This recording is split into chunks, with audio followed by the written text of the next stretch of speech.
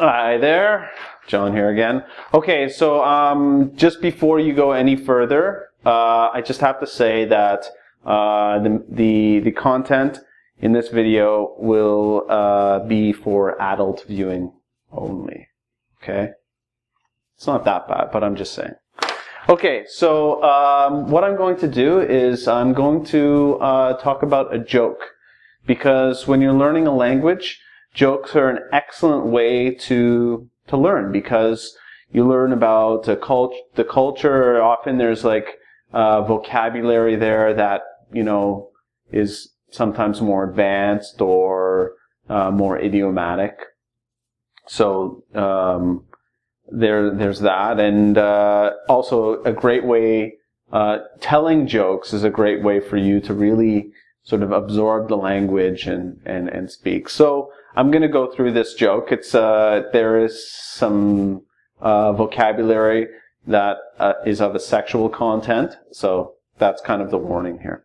All right. So before I tell you the joke, what I need to do is just give you a bit of vocabulary just to help you.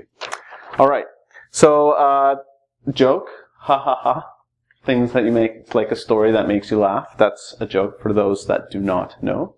Okay, so in this joke, to perform, it means to act, but to perform could sometimes be sexual. Okay, the act between a man and a man, a man and a woman, whatever. To perform is like the sexual act. And I also wanted to sort of talk about a euphemism. A euphemism is a way to describe something that is sort of less offensive. So we use a word that might have other meanings, but it could also mean a word that is might be offensive to some people. So to perform is kind of a euphemism for sort of having sex. In the same way, when I was in Vietnam, someone told me, I don't know if this is true, that women, to describe the act of going to the toilet, they would say, I'm going to pick some flowers. That was their euphemism. And the men, I think, were going to shoot some rabbits. I don't know if it's true. I just really like that. I think that's really funny. So that would be like a euphemism for going to the toilet. Okay, so in your mind, if it's something is only in your mind, it's like psychological, okay? And the person who helps other people is a psychologist. Psychiatrist is a doctor of the mind, okay? Similar to a psychologist, but they can prescribe medication. At a loss is like you just don't know. I'm at a loss, like I don't know the answer. A witch doctor, it's a pretty old expression, but sort of witch doctor or shaman is like a spiritual doctor. An erection is, well, this is probably, I think this is probably the best way to illustrate it. It's when the penis, that's this here, is, well, it's more solid. It's like, it's hard. That's the opposite. Okay, well, to perform this sexual act, usually like with a man, that this is important. Okay, and in punchline, a punchline is usually at the end of a joke. It's what often makes people laugh. Okay, so that's the. I think that's enough words for you to understand this joke. Okay, so here we go. I have to put on my my glasses.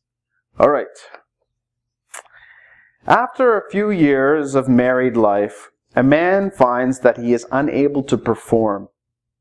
He goes to his doctor, and his doctor tries a few things, but nothing works.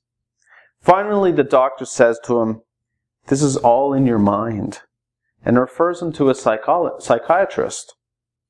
After a few visits, the shrink, that's another word for a psychiatrist, confesses, "I'm at a loss as to how you could possibly be cured."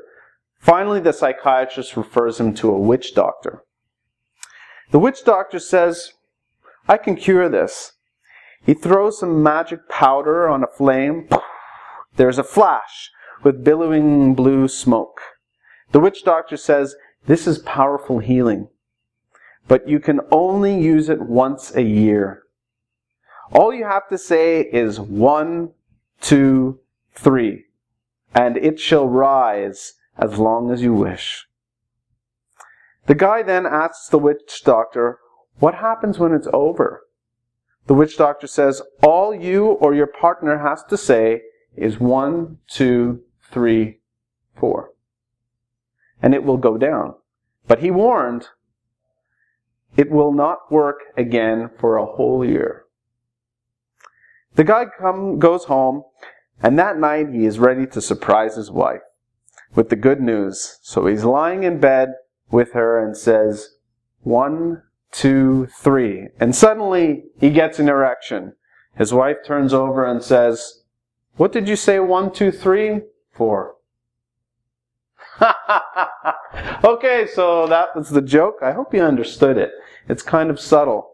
So anyway, if you enjoyed this joke and you want to learn more about jokes and, well, just about anything to do with English, grammar, reading, writing, all that sort of thing, go to www.ingvid.com. Oh, I forgot. I'm terrible at telling jokes, and some people who are bad at telling jokes, they feel the need to sort of explain why it's funny or explain the punchline. So I'm going to do that right now. Okay, so this is the punchline right here.